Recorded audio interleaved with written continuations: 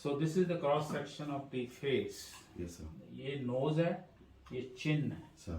and the white one is the tongue. Okay. We breathe through nose. Okay. We eat through mouth. Yes, sir. There is a passage in the neck behind the tongue. Okay. The food goes from here into the food pipe.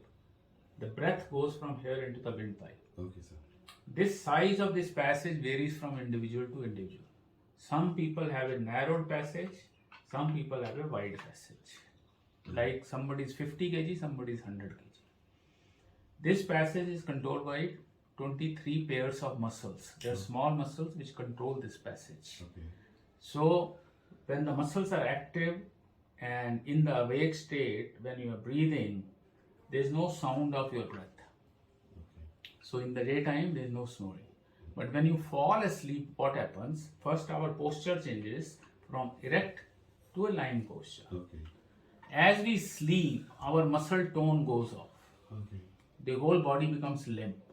If I am sleeping, you lift my hand and leave it, it will fall like Fall this. down, yeah. So does this chin, which is supported in the erect posture. Okay. In the lying posture, it finds a place to sag in.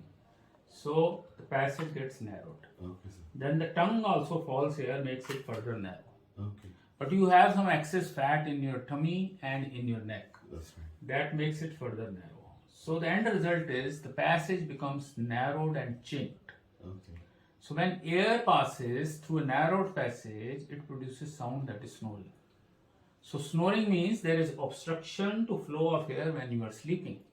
Since it is a soft tissue, it flutters, so you get a The sound is there. Cluttering sound is there. So as you sleep, snoring starts. Okay. So after some time, when you go into deep sleep, when the muscles relax more, this may approximate and close the passage also. So once this closes, the airflow stops. When the airflow stops, your snoring also stops. Okay. And when the snoring stops, the air is not flowing, your oxygen level starts dropping.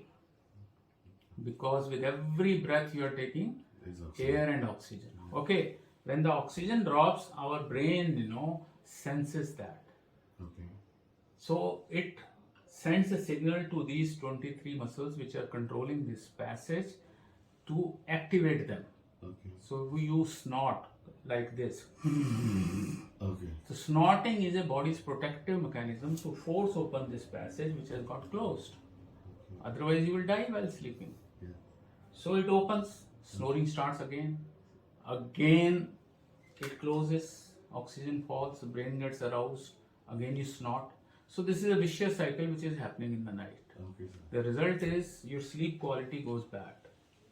Okay. Your sleep is fragmented. It's broken into pieces. You don't lapse into deep sleep. Okay? When you get up in the morning, you are not fresh, you are not active, you are not alert. You feel like sleeping more. Or given an opportunity in the daytime, whenever your mind is not engaged, you will try to fall off sleep. Okay? So this will lead to oxidative stress. By oxidative stress, I mean 1/3 of our life is sleep. Yeah. 8 hours out of 24 hours we are sleeping. We're sleeping. So in the daytime for 16 hours your airflow is good. But during the night it is through a narrowed passage and that too is interrupted, so your airflow is less. Yes, sir. And your oxygen level is less. Yes, sir. And all your body organs get less oxygen when you are sleeping. Okay. Brain, heart, kidney, liver. Yes, sir. This causes endothelial dysfunction. Okay. Endothelium is the inner lining of blood vessels. So that dysfunction leads to what you have already undergone, coronary artery disease, stenting and angioplasty. This also leads to high blood pressure and diabetes after some time. Okay. It can lead to stroke also. I see. So this should be treated.